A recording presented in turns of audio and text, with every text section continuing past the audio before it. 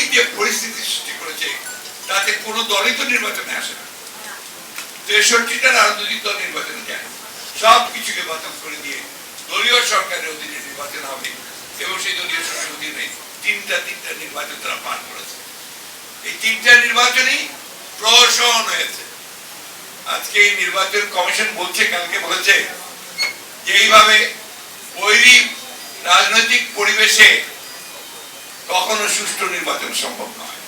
অর্থাৎ আওয়ামী লীগ যে পরিস্থিতি সৃষ্টি করেছে তাতে কোনো দলই তো নির্বাচনে আসে না।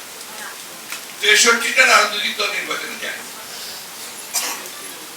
তাহলে নির্বাচন হচ্ছে কোথায়? যে কারণে আজকে নির্বাচন ব্যবস্থাটা ভেঙে গেল। আমি যে কথাটা বলতে চাচ্ছি যে জিয়াউর রহমান সাহেব গণতন্ত্র নিয়ে এসেছেন, আওয়ামী লীগ গণতন্ত্র ধ্বংস করেছে। বেগম জিয়ার গণতন্ত্র নিয়ে এসে প্রতিষ্ঠায় রূপ দিতে চেয়েছেন, আওয়ামী লীগ সেটা ধ্বংস করেছে। আর আজকে গত 15 বছরে একটা দানবের মতো শাসন দিয়ে বাংলাদেশের শুধু রাজনীতিকেই ধ্বংস করেনি, সে অর্থনীতিকেও ধ্বংস করেনি।